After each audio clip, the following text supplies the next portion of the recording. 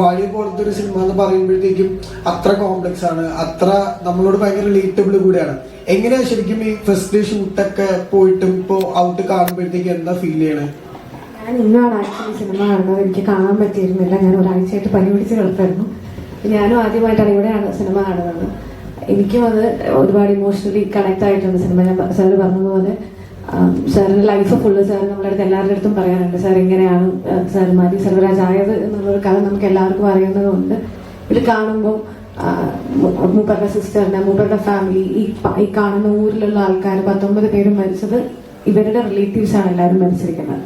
So അങ്ങനെ ഒരാൾ ആ സിനിമ എടുക്കുമ്പോൾ അതിന്റെ പുറകിൽ ഒരുപാട് ഹാർഡ്ഷിപ്സ് ഉണ്ടാവാം, ഒരുപാട് ഇമോഷണൽ ട്രോമാസ് ഉണ്ടാവാം. ഇതെങ്ങനെ ഷൂട്ട് ചെയ്തു എന്നാണ് ഞാൻ ആലോചിക്കുന്നത്. കാരണം ബുദ്ധിമുട്ടായിരിക്കുമല്ലോ ഒരാൾക്കത് പിന്നെയും അതിൽ കൂടെ തന്നെ ഗോ ത്രൂ ചെയ്യാന്ന് പറയുന്നത്. സോ എനിക്കത് നമ്മളതിനെ പാർട്ടായിട്ട് നിൽക്കുക, അതിന്റെ അദ്ദേഹത്തിന്റെ ലൈഫിൽ ഏറ്റവും ബെസ്റ്റ് സിനിമ അദ്ദേഹം ആഗ്രഹിക്കുന്ന, അദ്ദേഹത്തിന് ഈ സിനിമയിൽ വന്നപ്പോൾ ഈ സിനിമ ചെയ്യണം എന്നായിരുന്നു ഏറ്റവും കൂടുതൽ ആഗ്രഹം. അപ്പൊ അങ്ങനെ ഒരു സിനിമയുടെ ഭാഗമായിട്ട് നമ്മൾ നിൽക്കുക എന്ന് പറയുന്നതാണ് ഏറ്റവും സന്തോഷമുള്ള കാര്യം. എനിക്ക് തമിഴ് അറിയാവുന്നത് കൊണ്ട് അങ്ങനെ ഒരു ബാരിയർ ഫീൽ ചെയ്തിട്ടുണ്ടായിരുന്നില്ല. മീൻസ് ലാംഗ്വേജിൽ ഡബിങ്ങിലൊക്കെ അവരിരുന്നിട്ട് എല്ലാ സ്ലാങ്ങും ഒക്കെ അവർ തന്നെയാണ് കറക്റ്റ് ചെയ്യുന്നത്. ലാംഗ്വേജ് അറിയാവുന്നത് കൊണ്ട് സ്ലാങ് കുറച്ചുകൂടി ഈസിലി പഠിക്കാൻ പറ്റില്ല.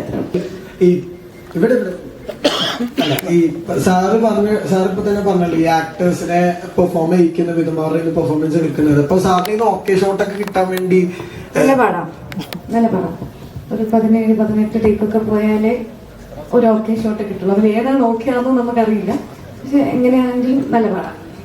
അത് ഒന്നാമത് സാറ് കണ്ടിരിക്കുന്ന ആൾക്കാരാണ് ഈ സിനിമയിലുള്ള എല്ലാവരും.